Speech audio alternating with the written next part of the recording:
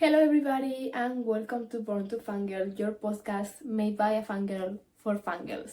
I am Leire, your host, and this is your safe space to laugh, to cry, and to obsess together over anything and everything because let's be real, I can't like anything without being a fan of it. Today is a really special episode for me, maybe not for you, but I don't really care because I have been to my first ever concert and I want to share my experience with you because it was my first ever concert, but I was also alone in that concert.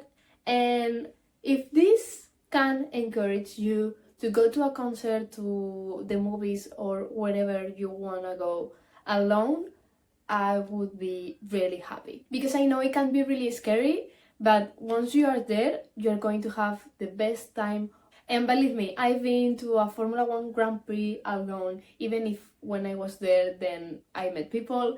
And then to this concert, I was completely alone. I did meet some people, but I was sitting alone. So I have experience with this. And if I can help you, that would be great. As I said, I was in my first ever concert this weekend, and it wasn't just any concert. It was my childhood's favorite boy band's concert.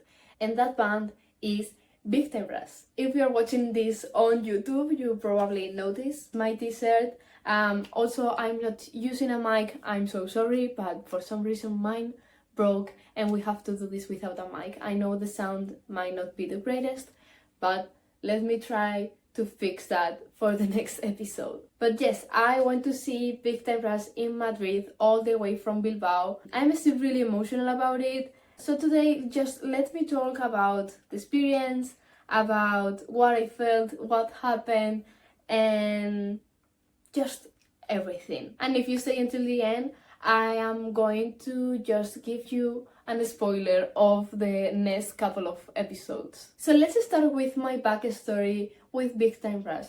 Yes, my fangirl journey started with the Jonas Brothers, especially with Joe Jonas, but it was more in a sense that I was just obsessed with Joe.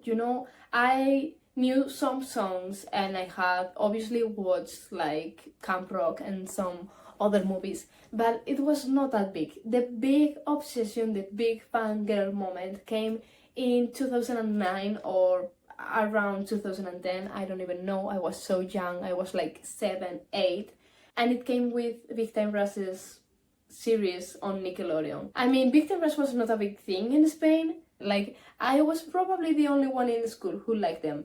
But you know what? I didn't even care. I talked about them so much that my friends were probably so annoyed, but I'm not sorry. So yeah, I discovered the Big Time Rush series. It was in Spanish, obviously, because I live in Spain and I didn't know English back then. But then I started watching their videos on YouTube, and I think that's when I started learning more and more English. So Big Time Rush, if you're watching this, thank you so much for teaching me English. I was so obsessed that I even wanted to be their backup dancer. I know now that that was impossible, but 8-year-old me had a dream, and she was so sure about it that I dream about it every night. And I obviously also dream about seeing them live. It's just, I don't live close to Madrid. They are from the United States. I don't think they were in Spain that often. My family is not rich, so it was impossible to see them. But finally, after like 15 years of waiting, I saw the opportunity to go to their concert and I took it. I didn't even think about it. I was like, no, I'm getting the tickets. And that's what I did. Also, Big Time Rush, if you are watching this and you want to come to Born to Fangirl for an episode, for an interview, to make some content together, you are totally welcome. I traveled from Bilbao to Madrid in a bus. I was sick, I was tired, and I was cold, but it was so worth it. I arrived to the Airbnb, I rested for a little bit, but I was so excited that I couldn't rest that much. I had to get ready and I left. Like literally, I had time, but I left early just because I wanted to get to the venue as soon as possible. I didn't queue for so long. I met some girls in the queue. They were really nice because everyone was so confused about what queue to take for the grandstands or for the pits. I had brought some tickets and the girls had too, so I just followed them. It was so cold inside the venue, so please, if you are going to a concert in the middle of November, December in Spain, especially Madrid, please prioritize not being cold. I know dressing cute for a concert is what we all love, but it's not worth it. Soon after I took my seat, the opening artist started. They are also from the Lichtenberg series, so it was such a dream to see them too. They were amazing. One of them is Stephen Glickman and the girl is called Caitlin Tarver. I recommend you listen to them. They are amazing, their vocals amazing. Also, Stephen sang Pink Pony Club and Toxic by Britney Spears, and it was such an amazing experience to see a big bald man with a big beard sing Pink Pony Club. After the opening artist, there was a couple of minutes where you get to just become really nervous about what is about to happen.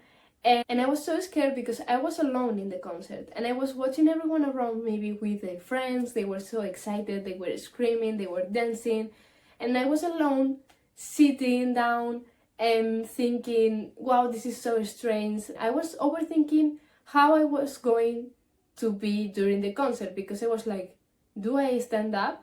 Do I sing? Or do I just stay in my seat and do nothing? But then I have to say that the music started and I was not able to sit down. I had to get up, sing, dance. I'm so surprised that I didn't lose my voice. It's still here for some reason and I'm glad it is. So if you go to a concert alone, just enjoy the moment. That's what I did.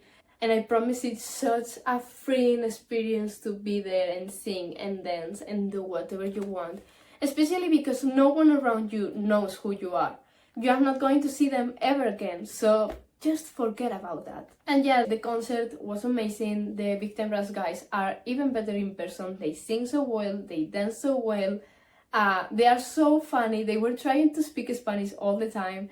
And I mean, they are not the best at the Spanish, but it's fine. If they want, I can teach them. And you know what? Deep in my mind, I know that those guys know what all the fans were feeling, because if you think about it, they have grown up doing this and they know that their fan base at some point were little girls of 8, 9, 10 years old, and they know that we are all in our 20s now, that we never had a chance to go to one of their concerts, and they were making the fan experience so amazing. Like, they were waving at us all the time or making hearts with their hands, and it was so cute. Like, they were interacting with the crowd all the time, and the crowd was so loud. Like, there weren't many of us inside that venue, but I promise it was so loud. And they also came down for a couple of their songs and went for a second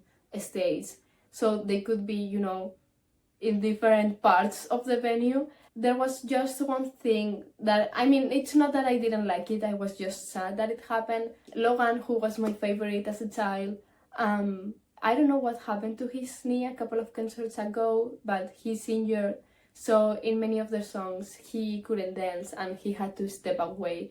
But it's fine, because I know that if Logan was there during the whole concert, I would have filmed Logan all the time. So I had time to just enjoy the other guys too and appreciate them, because I was never a Carlos girl, and after this concert I think I'm falling in love with him, because it was so amazing to see him dance and do what he likes. Like, you can clearly see that he loves doing what he does. So yeah, Carlos, if you're watching this, thank you. You made that concert so great. And from my videos you can see that I enjoyed the experience, because they all are blurry, moving all the time, and you can hear me shouting.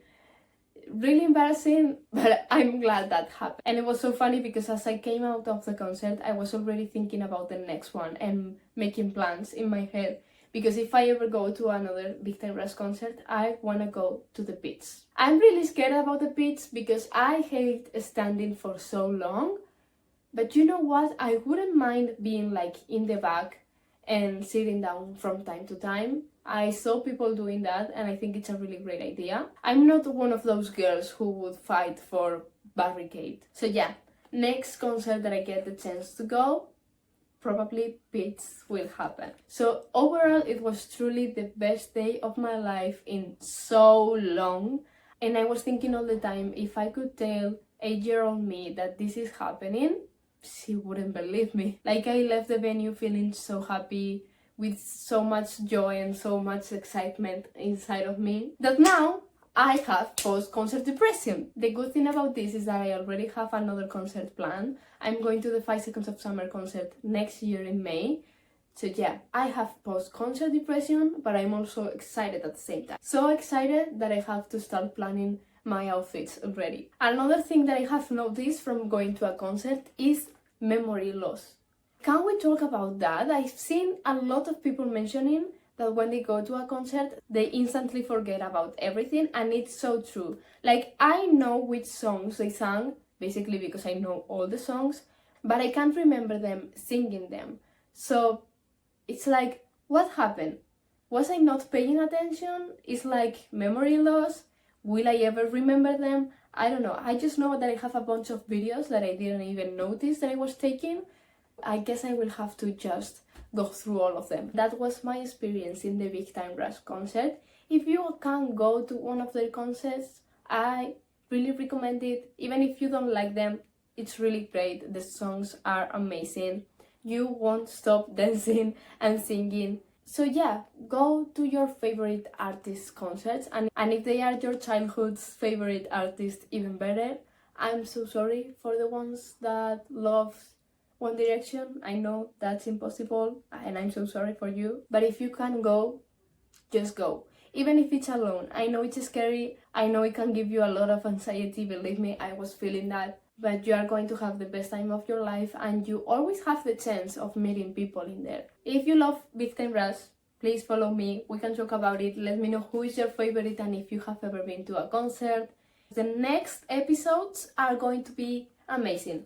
I promise. First of all, this week, the Formula 1 season is ending and we have so much to talk about. I wanted to maybe a recap or just let you all know about my thoughts, especially if Lando wins, because oh my god, I am so nervous about that. I hate not knowing what's going to happen, but it's fine. Abu Dhabi is happening this week and I'm not ready for it, but at the same time I want to watch it. I know you guys understand what I'm trying to say. So if you love F1, next week be ready for that. If you don't like F1, the week before Christmas, I want to give the Born to Fangirl award to my favorite artist, to my favorite albums, songs, whatever. By the way, the Spotify Wrap was out today and it doesn't even make sense. I think mine is glitch or something, because there is no way I just listened to 14k minutes of music. I know they are supposed to be more. If you can let me know your favorites of this year, please do. I do have a list already, but I want more, you know? And then after the awards, so we are just going to go on a break for 2 to 3 weeks just to enjoy Christmas or enjoy the holidays if you don't celebrate Christmas, to spend time with your family, your friends, and everything, and especially because I'm not going to be at home. And I also want to give you time to watch the new Stranger Things season. We can talk about it after Christmas. I have already watched the first 4 episodes of the new season,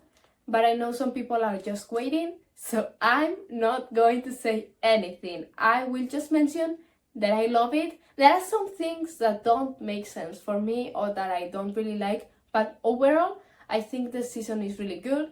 I love the special effects, I love the actors, and I love everything. But I will give you time to avoid spoilers. So yeah, that was today's episode. I hope you enjoyed it.